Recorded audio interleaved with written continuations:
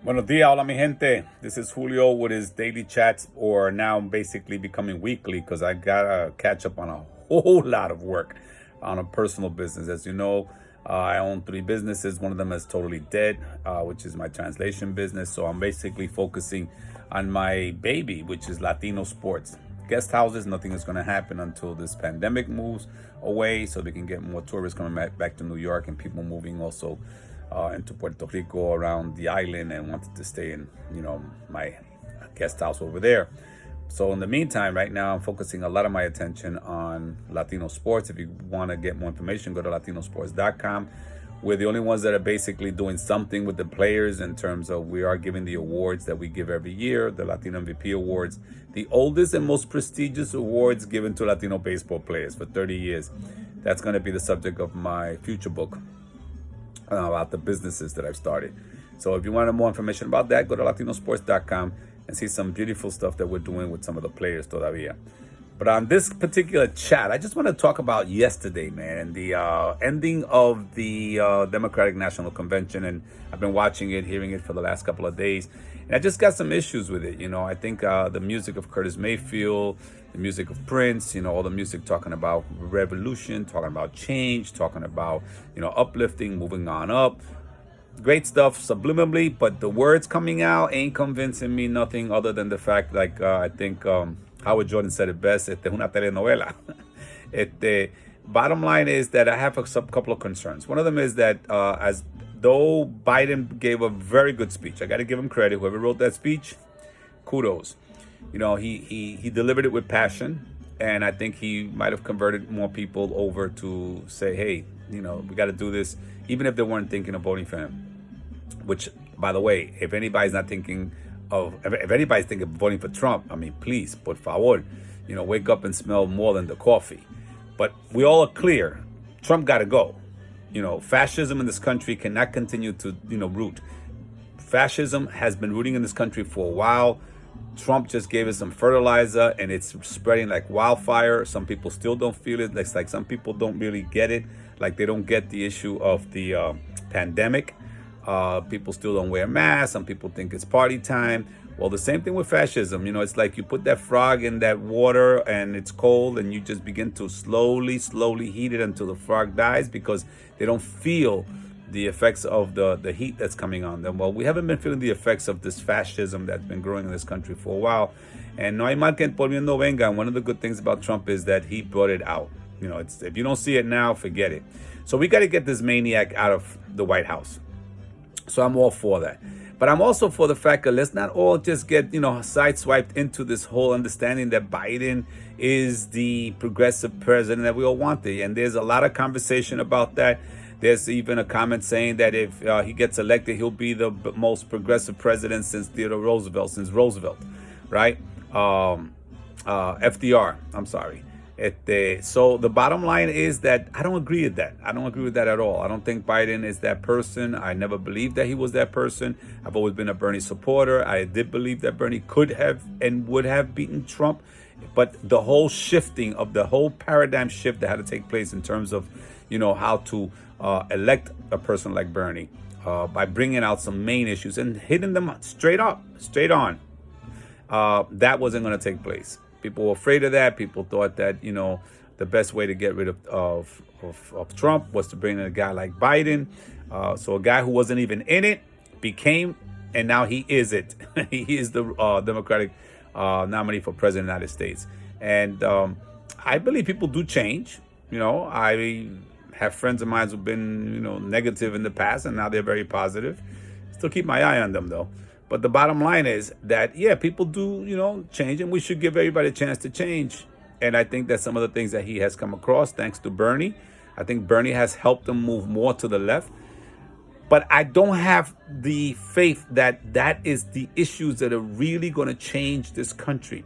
This is the opportunity to really make a major change. Revolutionary change, I've been saying, it could happen.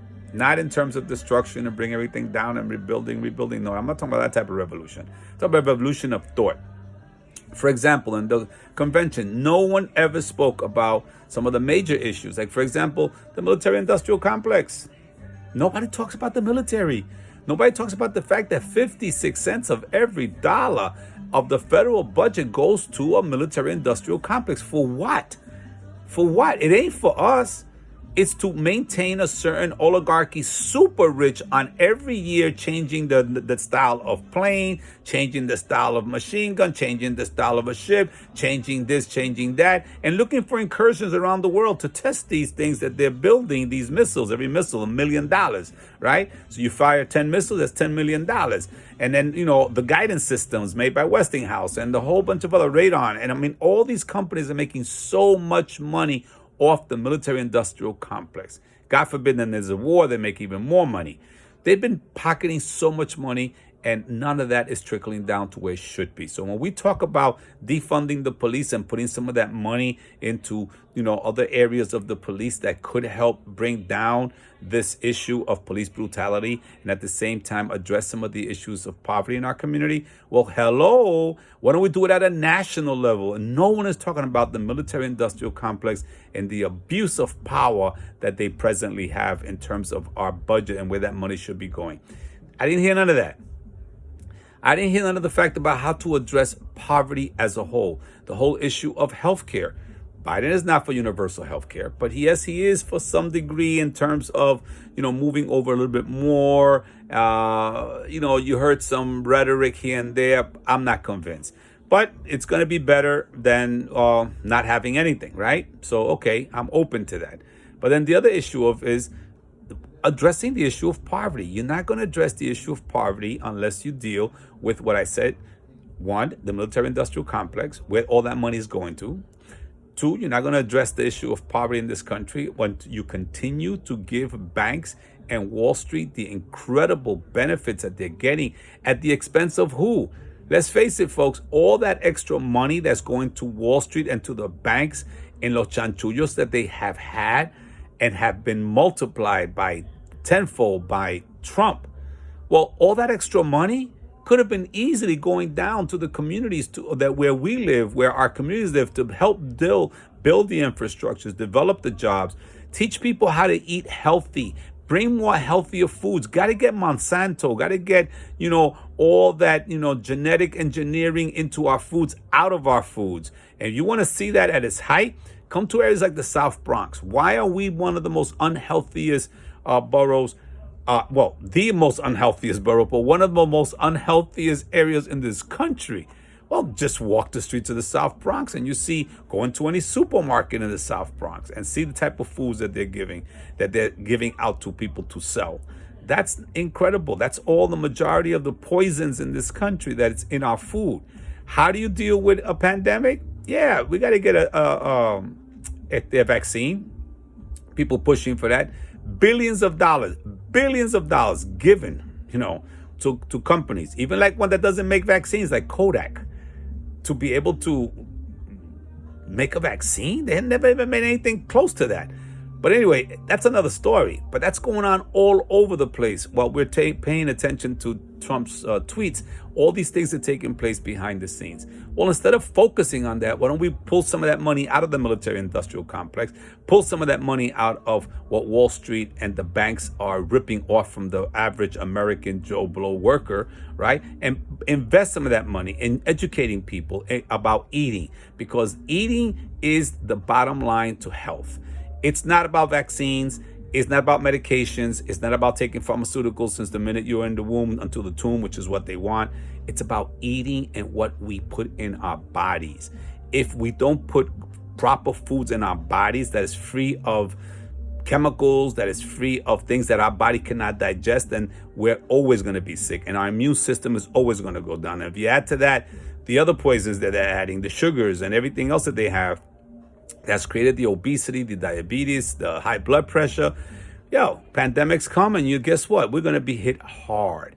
But if our immune system is up, that's another story for another issue. But the bottom line, I didn't hear none of that discussed. I didn't hear discuss them issues that I think are more relevant to us. I heard a lot of rhetoric. So therefore, my take on this convention is, look, yes, we got to get rid of, Trump. Fascism, got to go. So a vote against Trump is a vote against fascism. But in terms of thinking that Biden is the solution and Biden is going to be this new progressive guy that's going to go into the White House and make all these changes, until you don't deal with those other fundamental issues and those sectors that I mentioned, we're not really serious about dealing with the issue of changing this country to what the democratic country that it should be, and be able to provide for everybody an opportunity. That's not going to happen. One last thing, the issue of Latinos. Boricuas, in my particular case in New York City, I've been saying it as a move to get Boricuas out of the whole spectrum of politics and culture and power in this city, and it's happening quickly. On the national level, in terms of Latinos, we're not being respected at all, and it was so obvious in the convention. We had a convention for the Democratic Party that's supposed to be, everybody, but yet I found it interesting that a guy like Julian Castro, who has incredible credentials, who ran for president of the United States, wasn't invited to speak at all. What's up with that? The fact that, a sister who had been involved in some issues about, supporting some Palestinian issue, not against Israel, about the proper issues taking place in the Middle East with the Palestinians, was basically disavowed from the Democratic convention organizing and process with the Biden administration, that they even made a statement about it. The fact is that Latinos didn't have a role in that at all. Very little. I saw that they had, like a mayor from here and someone from there. But the bottom line is, a person like Julian Castro was uninvited to speak. That was disrespectful. I took it as that. The fact that AOC, a sister that I have some issues with, but that I support 100% on a lot of the stuff that she's doing. Bottom line, she only was given 90 seconds. Nah, something is there. I don't like it.